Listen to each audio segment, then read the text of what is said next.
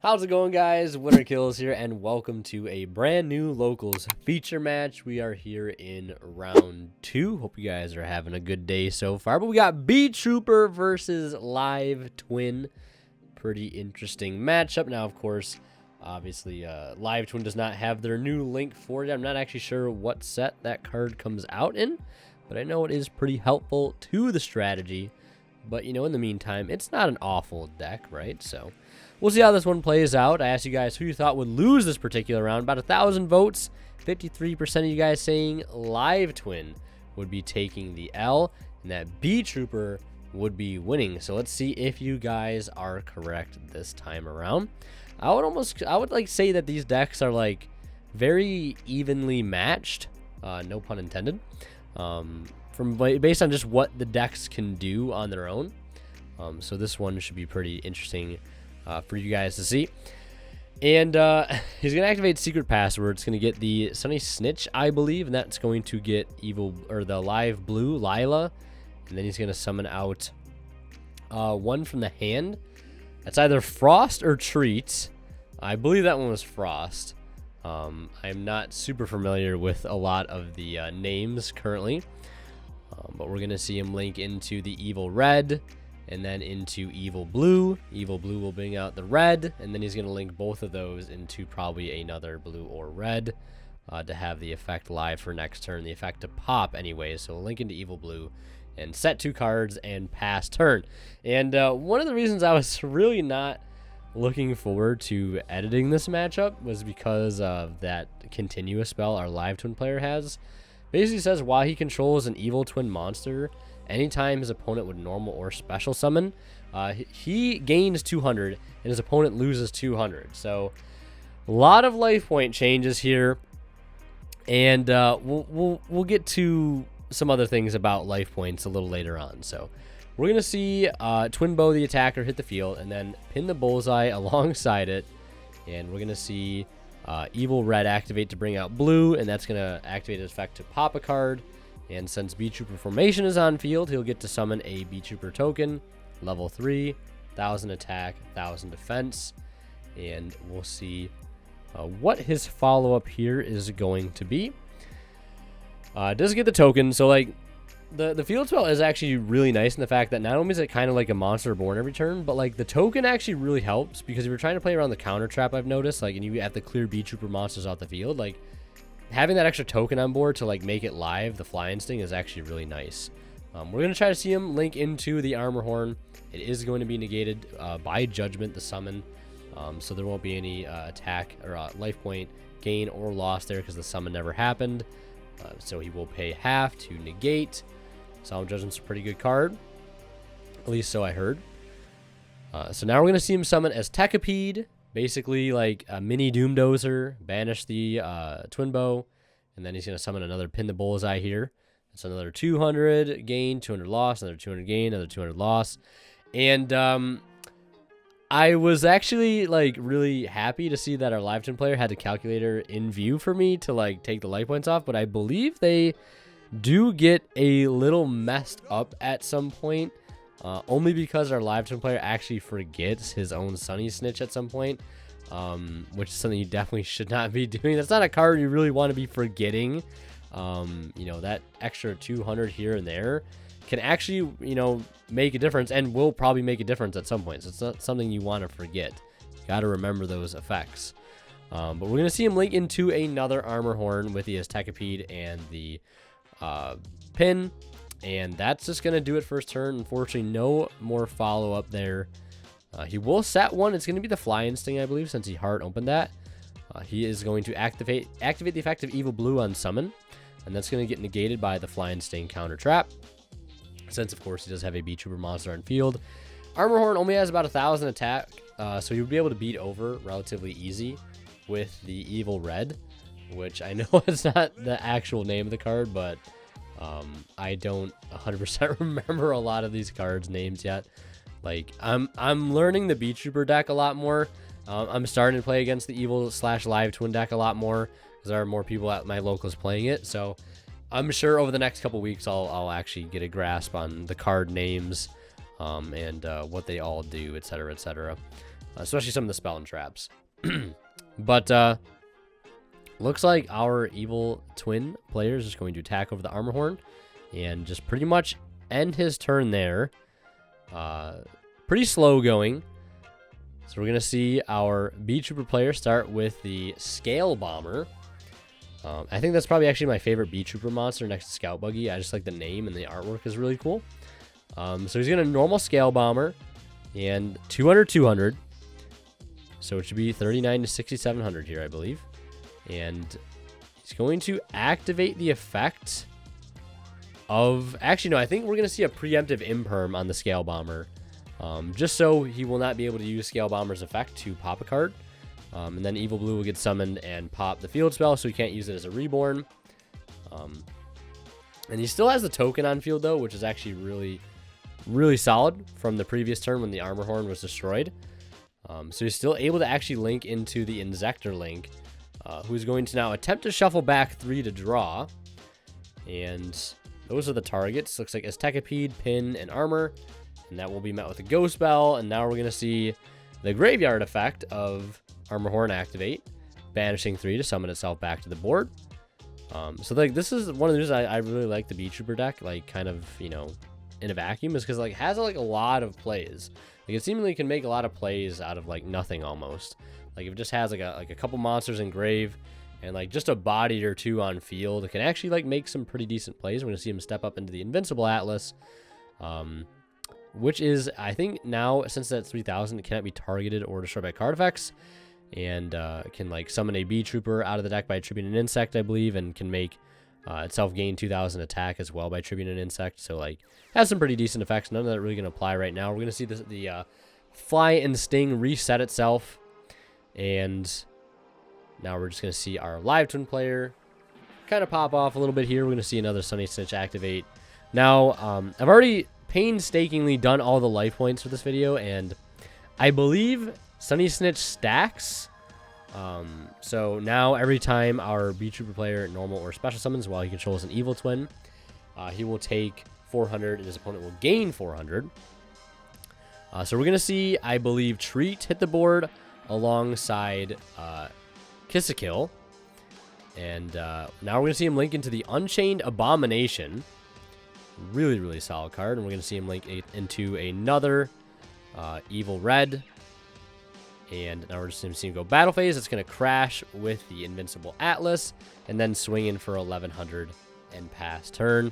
Our Beetrooper player is going to draw a Goki Pole for turn.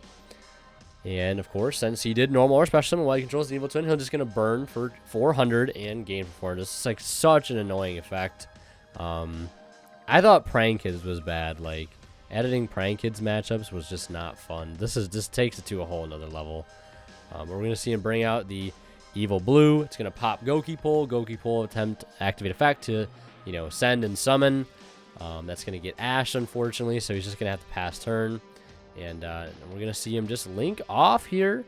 Go right into access code. He is at 57, so it's not game 100% right now. Our Beetrooper player was going to scoop here, but our live twin player reminded him that, you know, it's not game yet, and he's not going to be able to game him, so he just swings in for 43 and passes turn. And our Beetrooper player actually gets an extra turn here because he cannot OTK. This is a perfect example of why the new Link 4 for the Evil Twin deck is actually going to be beneficial, because, like, the deck needs to constantly like link off the Link 2s so it can like use the graveyard effects. And like once you're out of like a certain Link 2 bleed, you have to go into like a Link 4, like either Nightmare Griffin access code or the Trouble Sunny, which can like bring back both Evil Red and Blue, you know, or one of the others, which is really, really solid. So we're gonna see Battle Phase. He's gonna attack into the Resonance Insect. That's gonna activate his effect to search Sting Lancer here. Which is actually going to come in super clutch to block damage. Otherwise, this would be game. So Sting Lancer is going to put back the Invincible Atlas. And he's going to put one back to the bottom of his opponent's deck. But it doesn't matter because he can just banish to pop the Sting Lancer and squash that last bug. And we're on to a game 2 here. Evil Twin up 1 game over Beetrooper. As these guys get started, I want to mention a quick shout out to Imperium Duelist, guys. They just came out with a brand new set of dice. and a brand new playmat, the Millennium 4.0, I believe. Check it out. It features the Millennium Rod. It's a beautiful playmat. Check out all the stuff on their site. Amazing TCG products. Link down below, and my discount code WinterKill is 10 off that you guys can use at checkout to save 10% off your entire order and support the channel. And if you guys are buying anything on TCG Player, please do not forget to use my affiliate link down in the description below, because a small bit of the revenue from your purchase will go right back in the channel and helps out a ton. So now we're going to see the classic Sting the Poison into Pin the Bullseye into Armor Horn, and that's going to give him an additional normal summon. That's going to be for Arbalest. Arbalest is going to revive Sting from the grave. Already off to a really good turn. Droll Lockbird, which I think we saw is now main boarded, based on what we saw game 1. It's going to hurt quite a bit because the Beetrooper deck does do a little bit of searching off of like Sting Lancer. The Insector Link lets you draw a card, turning off Resonance Insects Graveyard, like when it's sent from the field to the grave. Like that's really, really solid. So we're just going to see him link into another Armor Horn and then step up into the Invincible Atlas. And we'll see what he's going to do from here. I think we might actually see him use... Yeah, he's going to use Atlas's effect on itself. It says, basically, you contribute one insect monster, then activate one of these effects. Special summon a Beetrooper monster from your deck, or this gains 2,000 attack. So he's going to attribute itself. He's going to summon Scout Buggy and Scout Buggy will summon another Scout Buggy. And the Rock comes to crush the bugs one more time. Really, really good side deck card, even just main deck card against, and I almost called it Insectors, but the Beetrooper deck. I know from first-hand experience, it is really, really good. Granted, the deck does have recovery plays, which is for sure. We're seeing that right now. We're going to go ahead and banish 3 from the grave, banishing Pin, Arbalest, and Atlas to summon back Armor Horn, and has a token on field as well. Or no, that's the Nibiru token. I was going to say, the rubber, for anybody confused, by the way, the rubber band that's been on our Beetrooper's playmat is actually a token. So I'm sorry if that's confusing to anybody, but I mean, he could have used a dice. I don't know if either of these guys had a dice or a token, but whatever works, right? If you want to use a ball of lint as a token, or like your water bottle, or a rubber band, I guess it works. I've seen people use all sorts of things for tokens. But we're going to see him link off the rubber band and the Armor Horn for Papillon. Which I didn't know Papillon could take a rubber band. And speaking of, the rubber band's back. There's the counters. And this is actually really cool because, like, especially if he has Sting the Poison engrave, he can actually revive it, I believe, with Papillon's effect. And that can trigger Sting to get a search, like a follow-up, and also a negate. Because Sting the Poison is actually just like a really good Battle Wasp card. A lot of people forget about that. And, you know, I've had the pleasure of actually playing that card in Speed Ride before, and I know how good of a card it can be on its own. And then the dreaded Sunny Snitch. Yeah, me in editing did not like this card whatsoever. There's the live blue into Frost and Treat. So easily going to be able to establish his engine here. We're going to see him link off, I think, the Treat and the blue for a Anaconda, interestingly enough. Dragoon making its way into this deck as well. We're going to see Papillon summon out Sting. He'll try to Sting to search. That's going to force an Ash, interestingly enough. And then he's going to use Sting to tribute off the Papillon to negate the Anaconda's effects, because he did try to go into the battle phase there. He did get into the battle phase. So that forces the battle phase and forces him to also link off the Anaconda into Evil Blue. And going to now summon out the Frost and link those two into Evil Red.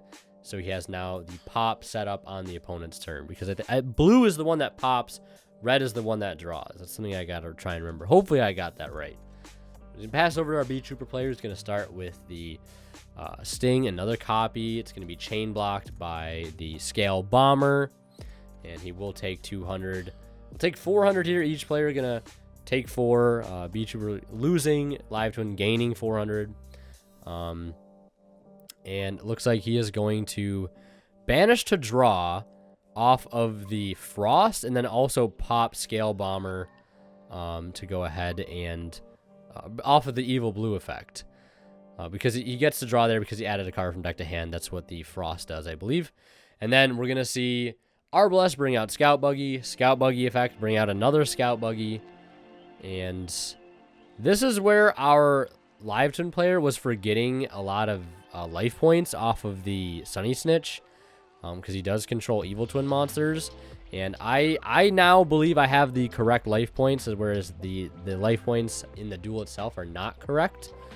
I believe there's one point where, like, he actually gave himself 400 for his Sunny Snitch and then subtracted the 400 from his life points and not his opponent's. Like, you can't, come on, you can't be forgetting that. Like, you can't be forgetting that. That's, like, it's too good of an effect to, like, not, like, remember. Like, and, like literally it will come up to the point where it's going to matter, where, like, maybe you should have been an extra 800 life points higher and you got OTK'd because you forgot the 800 life points, right? It actually does come up very closely, I think, in game, like either the next game or this game. I'm not entirely sure.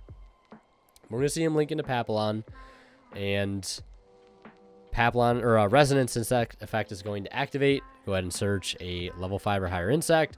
Going to search Doom Dozer here. Really good extender by banishing 2 insects from the grave. And we're going to see him link off Papillon and the Insector for the access code. He's going to banish 2 to pop 2, get rid of both of the Evil Twin links. And that's the last time I believe he takes any damage, is on the access code summon.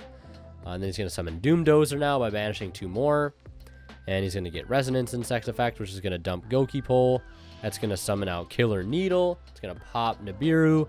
Battle phase 12, 18, 28, and 43, 100 for a game. So, like, yeah, this is the game where it almost could have mattered, because he did miss, like, 400 life points. Like, it didn't matter, but, like, it was close to mattering. And that's why you got to remember the Sunny Snitch. It's in this match I've seen it. I've played against Live Twin players that, like, just forget about Sunny Snitch in the middle of your combo, and it's just okay. You know, like, you got to remember those things. But that's enough of me ranting on about it. So we're going to see him activate the Sunny Snitch again, which I was really hoping he wouldn't open here in Game 3, because that would just save a lot of time in editing. But it's okay. It's okay. It's fine. It's fine. But we're going to see him link into Evil Red. Evil Red's going to bring back the Frost. And then blue into red, draw a card, and then link blue and red. And to go ahead into another red here. So he can bring back blue on his opponent's turn to get a pop. Set 2 back row and pass turn. So 8,000, but will not be that for long. Twin Twister, and at this point I was super hyped. Like, all right, he opened the twin. He's gonna get rid of the, doesn't get rid of the Sunny Snitch. Okay, so now I gotta keep doing more life points. I mean, hitting the other 2 sets makes a lot of sense, because, like, if you're the Beetrooper player, like, you don't really care about the life point attack or life point gain and loss. Like, you're more interested in what the other sets are. And he pitches a Retaliating Seas, because that's probably not going to be too valuable at this point. Droll and Lock again in the opening hand. You hate to see it, as he adds Pin the Bullseye. And it looks like Sting Lancer and Resonance Insect are in hand alongside a Forbidden Droplet. All cards right now which are going to be dead, which is unfortunate. I mean, Droplet is going to be nice here. He'll negate the Evil Red. He's going to summon out the Pin. Pin's going to burn for 2. So it'll actually negate one of the 200 life point gains from the Sunny Snitch, putting him back down to 82 from 84. So it is 82 to 76 now. Life points actually matching up here. Now we're not gonna see him make Martial Metal Marcher like you would in Speedroid. Wink, wink. But we're gonna see him make Armor Horn, and then looks like on the summon of Armor Horn, we're gonna see him use the Sting Lancer. It's gonna put 1 from each grave back to the bottom of the deck to summon. It's going to put back the Frost, so he's not able to get a draw if he searches next time. Battle phase will attack over for 1850, I believe, because that monster's attack was half because of Droplet, and then in for 1,000. And the life points get mixed up here quite a bit, so I'm not really sure what's going on, if I'm right or wrong. Maybe somebody can clear it up in the comments. I have no idea. They're all over the place. It's 64 to 74, or 46 to 74, which I don't understand how it got messed up that bad. I don't know where I messed up. Maybe somebody in the comments knows, but we're going to see him make Papillon, and he's going to pass turn there. And he does have the Sting set up engraved for the counters, which is really, really solid. And now we're going to see our live twin player open up with Home, discarding Ash, and we're going to see him chain Papillon to remove 2 counters to go ahead and summon Sting. And Sting on a new chain is going to activate to search. I believe it's going to get Ash, and then looks like we're going to see the other effect of Sting to tribute off Papillon to negate the live red. It's not Kiss a Kill, it's Lila, I believe. Or no, it is Kiss a Kill, not Lila. So it's going to actually just pass turn because if it can't get into the Link 2 engine, there's really not much the deck can do, really, unless I'm missing something. But we're going to see him pass it back to our Beetrooper player. He's going to start with the Armor Horn, banishing 3, one of them being Resonance Insect. Now the deck is really going to start popping off. Dumping Goki Pole. Arbalest will get normal summon and bring back Goki Pole. He has Galaxy Worm in hand too, so like really, really solid opening here. Or not even opening, just follow-up at this point. We're going to see him link into, with the Armor Horn and the Goki Pole, into another Papillon. And then Papillon, which is actually a Link 3. Okay, that makes more sense. Link 3 Papillon in with the Arbalest into the Access Code, which is at 53 now. And he's going to banish the Pop, Galaxy Worm to keep going. And Beetrooper will be taking this one 2-1. You guys were correct this time around. And if you want to see more of my content, click on one of the videos popping up on the bottom of the screen right now. And last but not least, I want to give a special thanks to our Divine Level channel members who go above and beyond to support this channel. And they are Cadillacs84, Pony Start, Keith Sidgers, Daryl Bass, and Tweeter0226. Thank you guys so much for your extremely generous support of the channel.